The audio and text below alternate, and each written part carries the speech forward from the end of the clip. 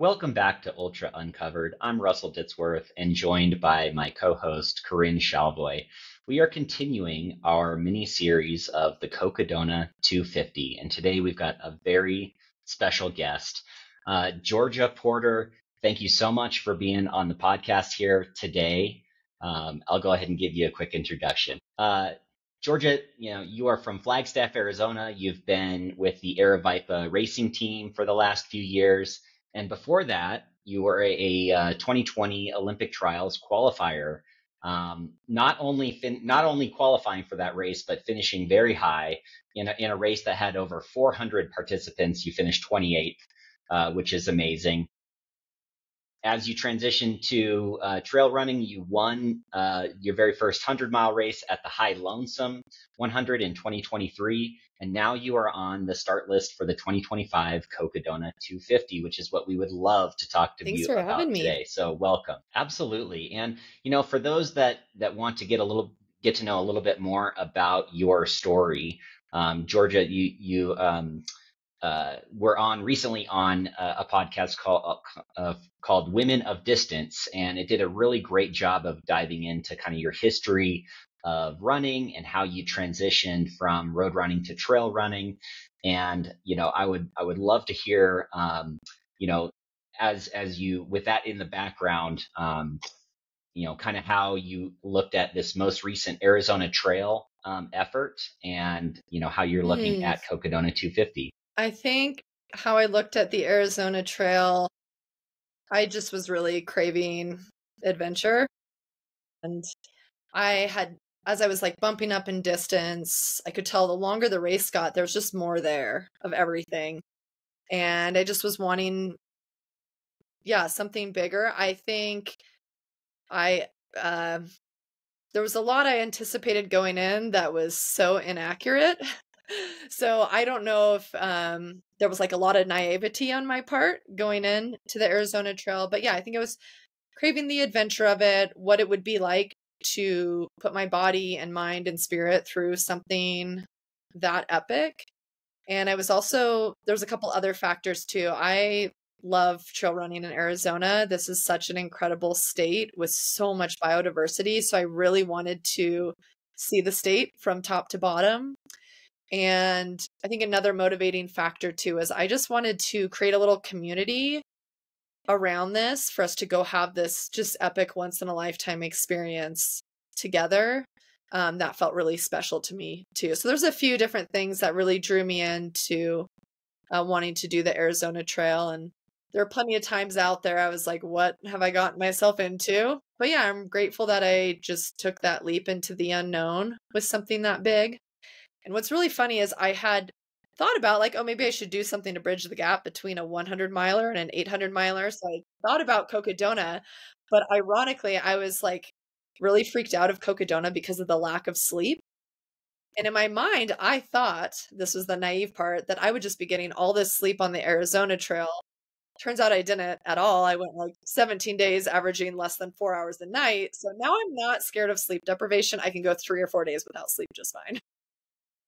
So yeah, with Cocodona, I think I'm going in to this one, wanting to bring my crew back together. And my spirit is not done with these bigger adventures, I think. And I'm definitely coming in with that confidence of, I don't know how competitive I'll be, but I'm not scared of the distance. It's not going to be the hardest thing I've ever done. And so that type of confidence is really fun to carry into an event this big. Not that it's not going to be hard. I recognize that it's going to be very hard also. Of course. Okay. So just to set the table a little bit and back up, I want to share with the listeners what you did. You completed, as you said, the 817-mile Arizona Trail, 113,500 feet of climbing, and you lowered a 2019 course record by about 13 hours. So you did it in 16 days, 22 hours, and 6 minutes in November of 2024. So that was going to be one of my questions. Like, how do you think about a 250 now? Does it sound short to you? We can get to that, but just talk a little bit about kind of, I think I really admire this about you of like, you just kind of are, like you said, go for it. Like it sounds interesting. I'm just going to do it. It sounds adventurous. Like, where do you think that comes from with you? And I mean, you're not someone who hasn't been racing ultras that long in the scheme of things. And you really just jumped and said, okay, you know, a couple of 50Ks, let's do just a 100-miler. Why not? And like, I really just admire kind of that courage to go after it. So where do you think that comes from? What a great question.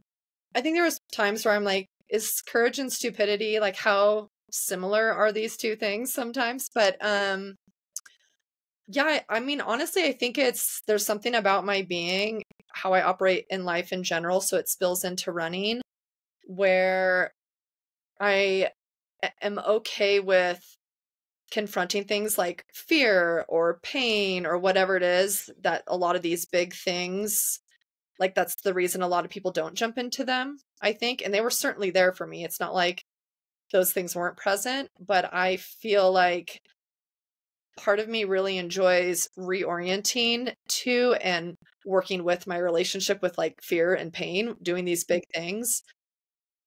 So I think that's part of it. And yeah, I think that I'm really drawn to the things, the edges and the unknown that you can explore in these massive ultra distances that you really can't get to anywhere else that I've found. Just like finding these depths within yourself, seeing what's really there, seeing where your limits actually are. I think that's part of it. You know, along with that for me is, I think the courage is also there because I feel really supported by a lot of different things. I have like an amazing community that crews me out there. And we crew each other at our different races, which is really fun to go together. And also I feel really supported by the earth and the land itself. I felt a lot of that on the Arizona trail. Yeah, and just in the running community at large. So I think it like helps with that courageousness to feel that level of support around me. That's not just me doing something alone. Yeah, that's amazing. You've mentioned previously that, you know, your experience on the AZT helped you to kind of reframe your relationship with pain. So I'd love to hear, like, what do you think or what do you hope you'll learn about that at Well, I Cocodona? think like any relationship, it's not something that's static or you get to a place and you arrive there. It's like constantly evolving and unfolding. And so I like to look at things like pain, for example, as kind of like a teacher in a way or a companion. And so it's just going to be another step in that journey. And I guess I don't really know like what I hope to learn from it, but I do hope to be really open and to not shy away from it and not to try and distract myself from it or ignore it or dissociate or any of these things, but just to be really present with it. And I feel that way about a lot of different experiences in life, not just pain, but I think I talked with Lauren about this on the podcast you mentioned, but I think our culture is really like avoidant of any uncomfortable feelings. And I think it's a bummer because there's so much richness in those. And I think like our ancestors knew this, and this is why we had a lot of different rites of passages and different ways of being with discomfort. So I think I got a little off track from the question, but I'm really like okay with the discomfort, and I don't know what Cocodona will bring. And I think that's part of the excitement. I don't want to like be like, oh, this is what I'm going to learn at this race. It's like you don't know until you're in it. I have no idea what's going to happen or like what I'm there to learn. And that's exciting. Yeah. And that, I mean, I feel like just from knowing you for a couple of years, I feel like that's probably one of your biggest strengths is that from the outside perspective, and you can tell me if this is true or not, or how you see it, but I've always kind of known you to be someone who just doesn't really like react one way or another. You kind of just stick with it and kind of accept whatever's happening. And like you seem to be very intuitive and just kind of listen to, you know, when is the right time for me to run faster? When is the right time for me to, you know, not force something? And so like that kind of patience and just, I don't know, like you're saying kind of acceptance, I feel like is something that has really, really served you well. And so I don't know, is that something you think of as a strength of yours? And how do you balance the acceptance of, you know, known with preparedness and trying to control some things? Oh, that's such a great question. Well, thank you for that reflection. I think that is one of my strengths, and I think it has been cultivated over a long time. It's not something that comes easy, I don't think, and it's definitely something I've tried to cultivate in my life, that running is just a part of that. Yeah, that's a great question about, because I do think it's a balance and a dance between, and the longer the event, the more this is true, right? There's a lot you can control in a 5K. There's not anything you can control in an 800-mile anything. So I think what's coming to mind is thinking of like how to resource yourself, if you're familiar with that concept. And so it's like, what are the resources that I'm going to need, that I know I can draw on, and we learn these over time. So the biggest one for me is crew. And plenty of people do this stuff without crew. That's just like not what I want to do. That's not how I like to do these things. But so for me, I'm going to resource myself by having an incredible crew. They're amazing at problem solving. I set them up ahead of time really well with their document of where they need to be, what I'm going to need. So they're my biggest resource that I draw on, I think.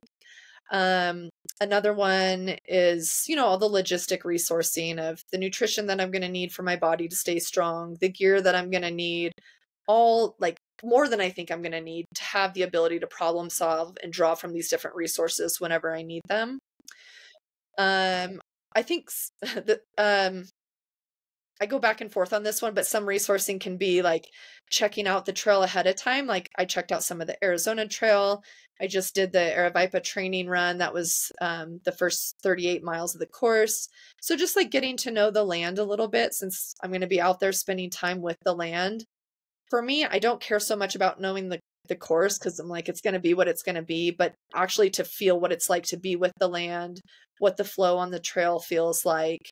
That's another way that another resource I have in my pocket. So yeah, just resourcing yourself. And I think we all learn what those resources are only by doing it, probably. Do you think you'll draw on that a little bit during the event? Just the idea that this is a little bit maybe like a hometown race or home court advantage, and like that connection with the land. I'm interested in that. Is that something that you'll be thinking about when you're out there? This is just really special land here. It holds a lot. It is so diverse. It has a really rich history of the people who have stewarded this land, all the tribes that have been a part of it.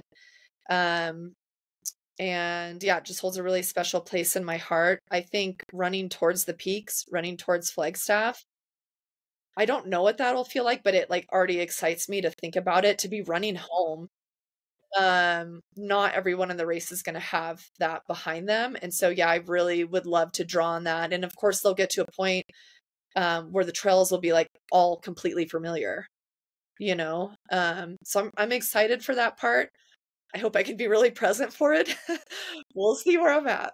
So yeah, okay, so let's get into that a little bit. You said with the Arizona Trail that you learned some things about sleep.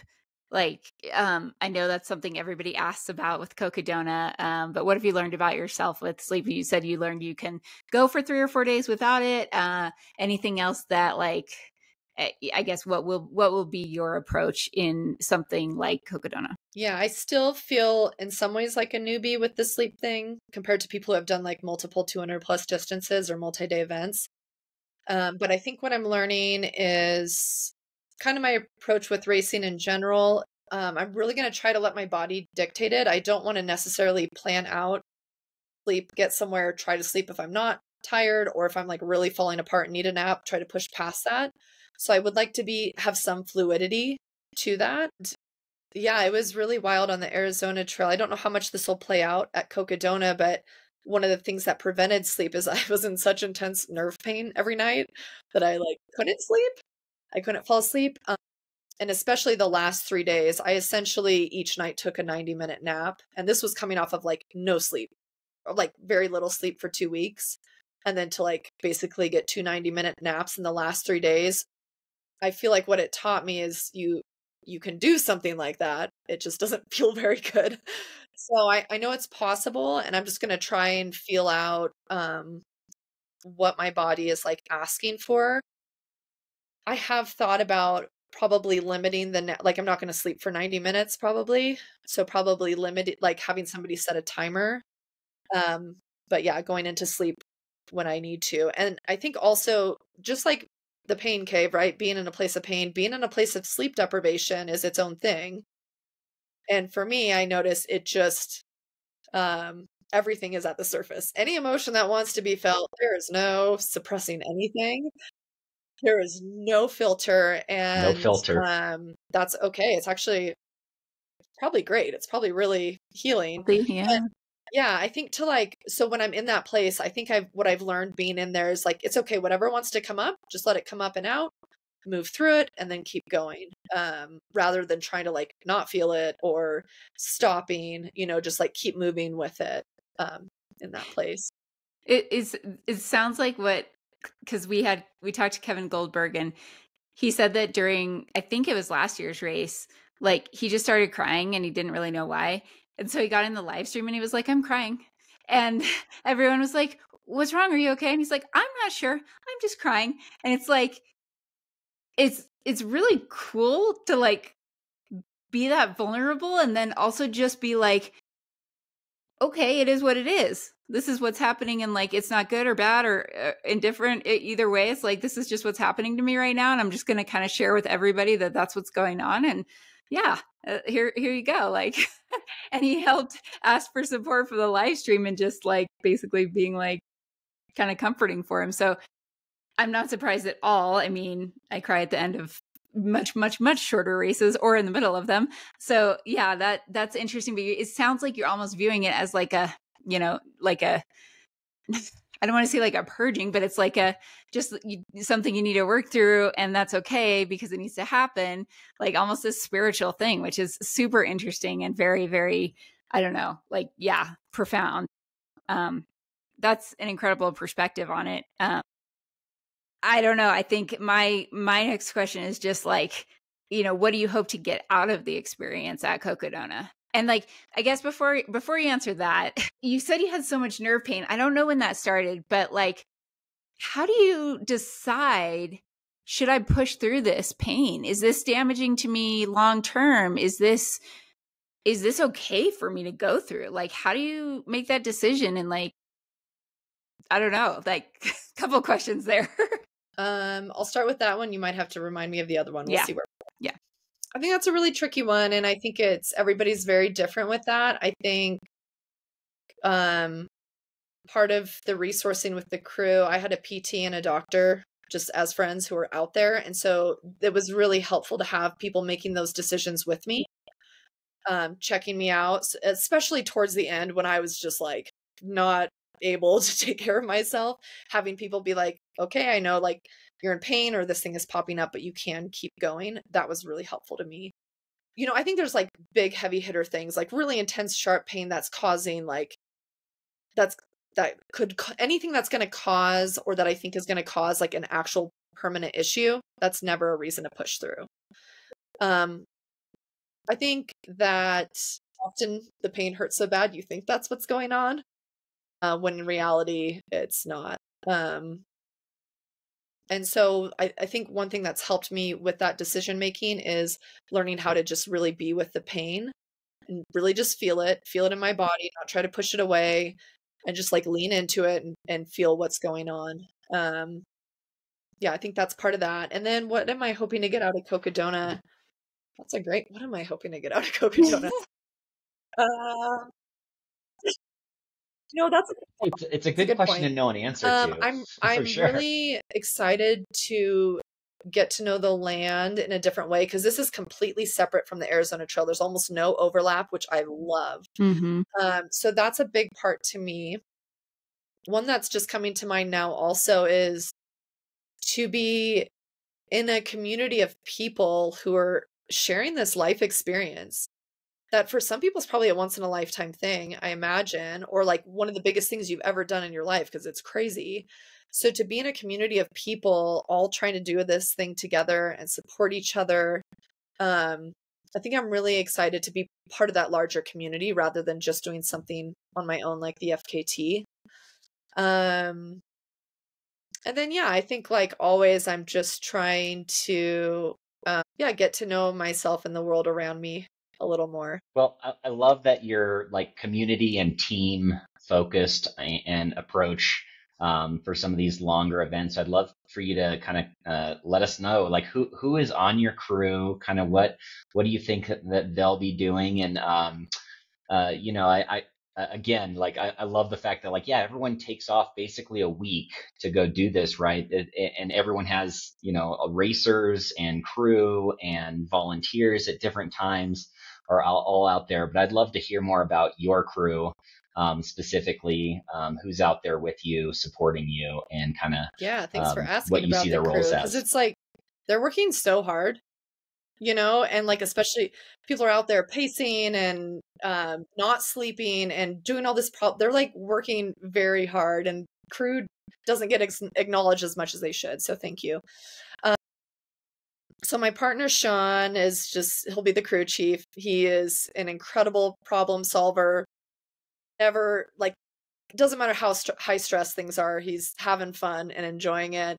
So he'll be doing a lot of the just kind of overall logistics, getting the crew to each aid station and kind of overseeing that.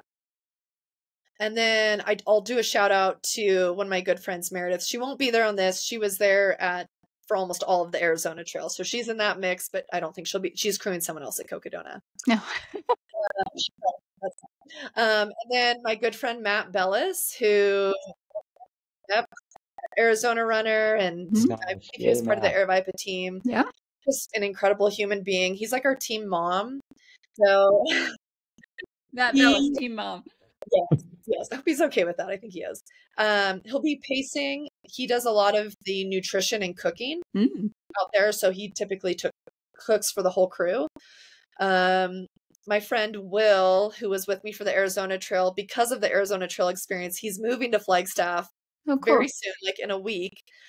So he'll be out there and he's going to do a lot of the gear, packing my vest, getting me the appropriate gear, that kind of thing. And then my good friend Cameron Harder, he has run Cocodona. He ran it last year. I crewed him for it. And I was like, why would anybody do this? It looks terrible. He's a PT, so he'll be out there also pacing, doing body work, things like that while we're out there. Yeah, I think, oh my gosh, I hope I didn't miss anybody. His partner, Tasha Harder, is going to be out there for part of it. We're not sure how much. She's also a doctor in town. Nice. So, yeah. Pacer-wise, are you going to have pacers for all the sections you can? Absolutely. Yeah, I'm all about that. Yeah. Sharing the journey. And why not? Yeah, why not? I mean, I admire people who like choose to do it whatever the way they want. But kind of how you were describing, I think you said his name was Kevin, who he was okay being like, yeah, I'm crying. This is what's up right now. I think that is such a strength to go through life and be like, this is what's up for me right now. I want people along for the journey. Here it is. Yeah. And I think too, just like you're out there for so long, having some company, there's a good chance you wouldn't necessarily be around other runners. And, so just the company of somebody else, even if you guys are talking, I feel like it's, I don't know. I feel like that's pretty huge for certain people. Oh yeah, for sure. And like, I didn't go a single section of the Arizona Trail solo. I had people with me. So some of my crew ran like 200 miles of the trail. That's crazy. Yeah. Yeah. Talk a little bit about that. So you got the supported record. And so how much support did you, was it, pacing and food prep and cooking, and did they kind of do everything for you other than, and you just ran, or like, how did you approach that? Well, how I thought it would go before I was out there, I was like, oh yeah, they'll be supporting me here and there. Maybe I'll do some sections alone. I'll certainly be putting on my own clothes. We'll have dance parties. Like, as it went on, I like regressed into like this toddler level ability to take care of myself. So towards the end, especially the second week, it was like all I was doing was putting one foot in front of the other and trying to stay awake. Everything else was done for me. Cooking, feeding. I didn't even clean myself. Like, I would get in the van, I would get stripped down. Someone would be wet wiping me. Someone would be working on my legs. Someone would be helping feed me. I mean, I was like supported fully. So interesting. Well, like we hear Ann Treason talk about the, life in a day, and like as she does 100 miler, going through like you're a toddler at the beginning and then you're an old person at the end because you're tired. If you think about that in a 250, you're like a 250-year-old person, like you probably can't even, like, you might have been dead for 100 years, right? So no, 150 years. So that's pretty crazy, but like it's also fascinating and really interesting that like you can do that and continue to move. It's just, it's like crazy too, because what's wild to me is I never once was like, I'm going to stop doing that. I'm going to quit. really, There was like many, many, many moments where I was like, I don't know if I can do yeah. this. But just like the crew was so like, didn't even give me a moment to think about like dropping.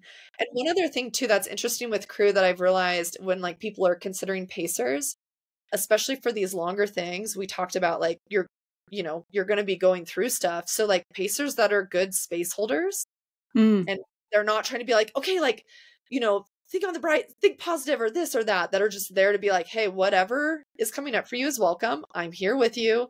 If that means talking or listening to music or not talking while you cry and stumble around on the trail, all of it's fine.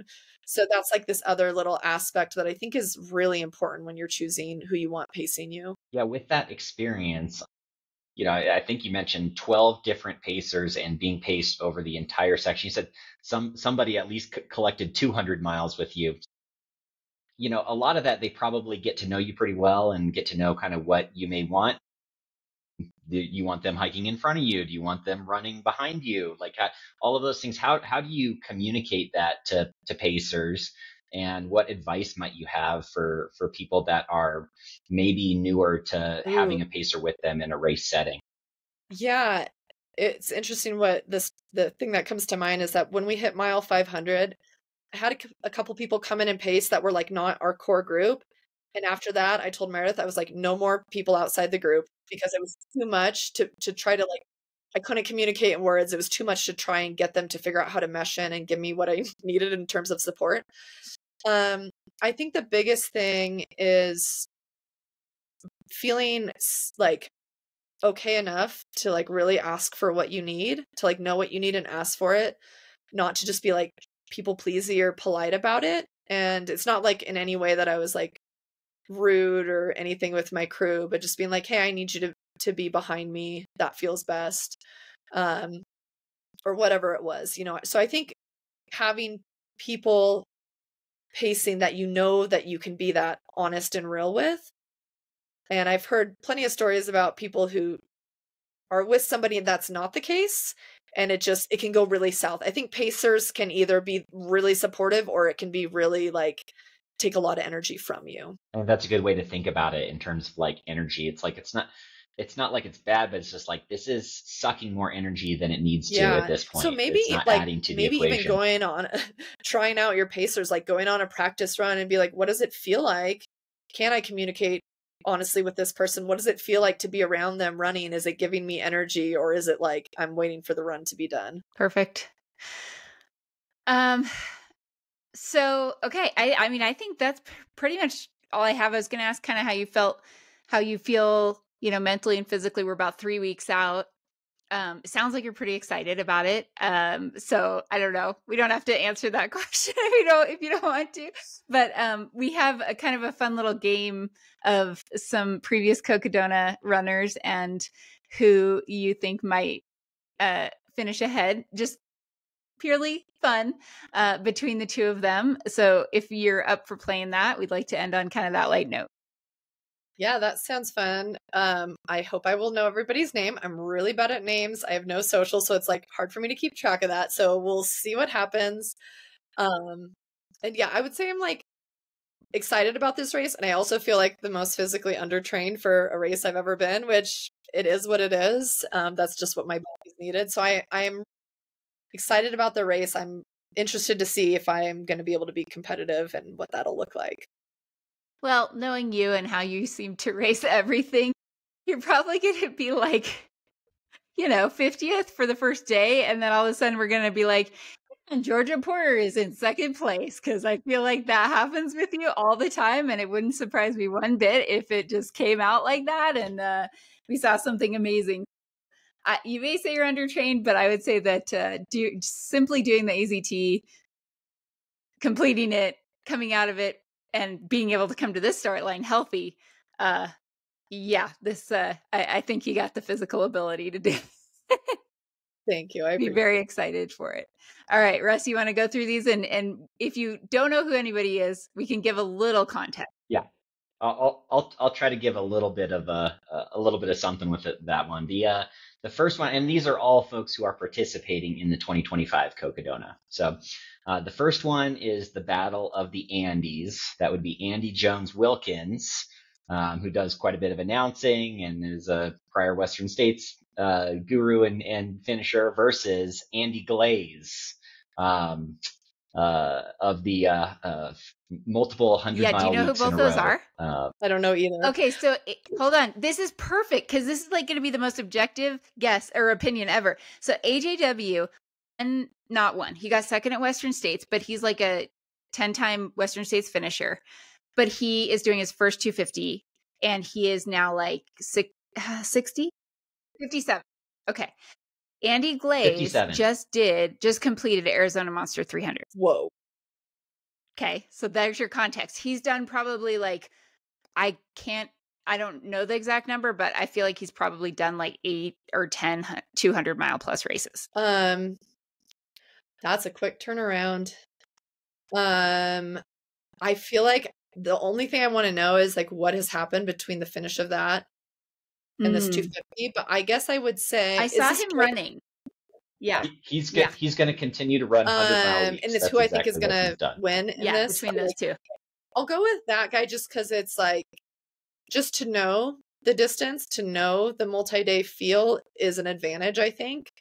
I don't know that means he necessarily will win, but I'll put my money on him for that reason. Andy Glaze, perfect. Great one. Okay. The next one is the Kevins. So Corinne mentioned Kevin Goldberg earlier. He is a 3-time finisher. He's going for his 4th finish at Cocodona this coming year. He's finished in the top 10 every year he's run it. And then versus Kevin Russ, who competed against Jamil Curry in the Chipotle Challenge earlier this year, and where they both racked up over 1,000 segments on a tiny little Strava segment in front of the Chipotle in I also Tempe. don't know either of them. I'm really sorry. Well, it sounds like the second one has done their carb loading, so that's cool. For somebody who is That's fair. Seen and known and finished the course 3 times, I don't know how to not go with that. With that as my bet. Okay, Kevin Goldberg. Yes. All right, going with Kevin Goldberg. Okay, so let's talk about a couple of individuals in the women's field.